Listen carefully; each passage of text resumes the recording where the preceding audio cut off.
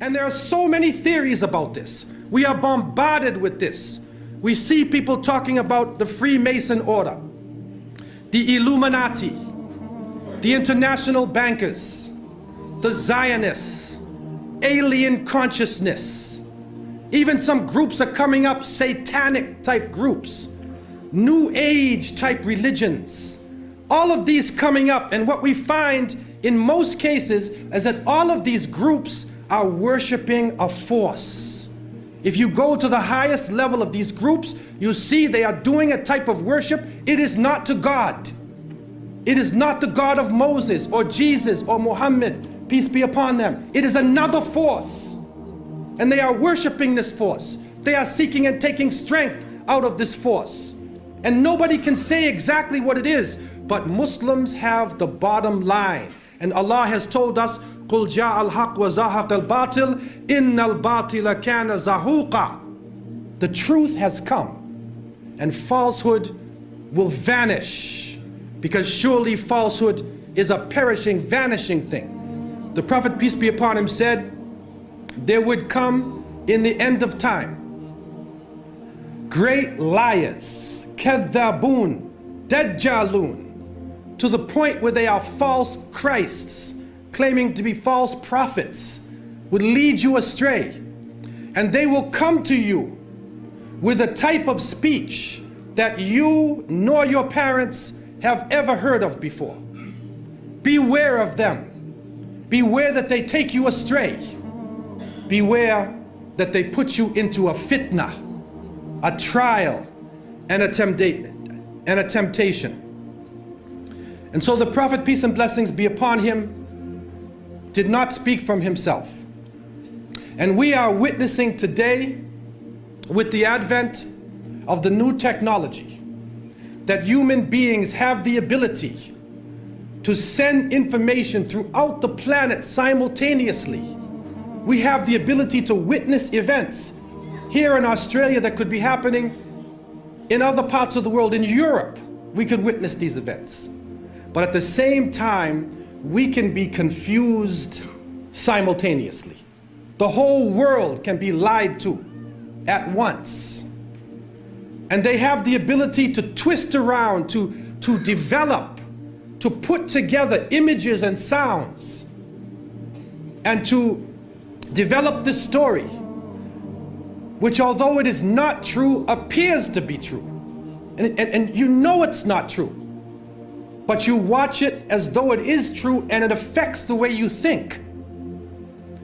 And so, as the Prophet, peace be upon him, said, Sadaqa Rasulullah alayhi salatu wasalam, they will come to you with a type of speech that you nor your parents have ever heard of before. You have never heard this thing before. Sadaqa Rasulullah alayhi salatu wasalam. The masses of the people become helplessly preoccupied. Their lives are now bombarded with a series of cultural events. And these cultural events start to become the most important things in their lives.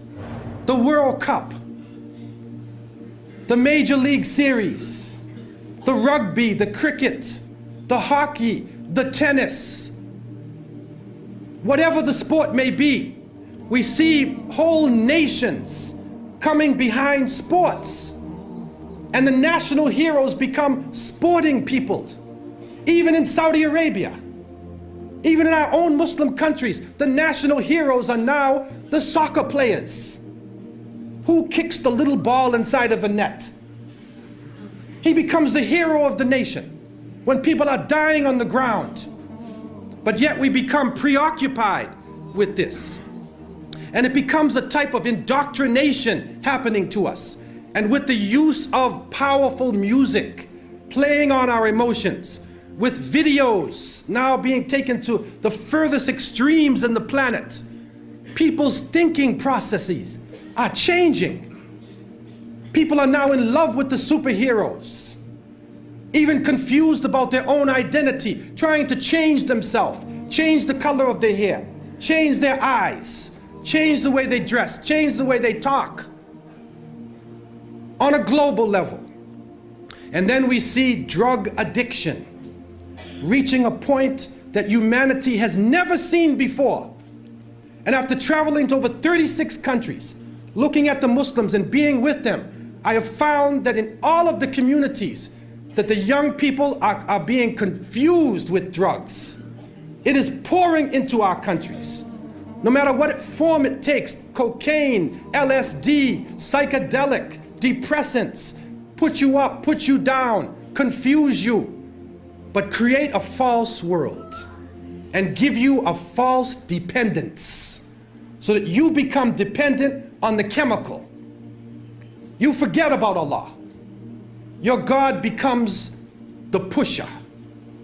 Your God becomes the chemical. And so creating this dependency amongst the masses of the people.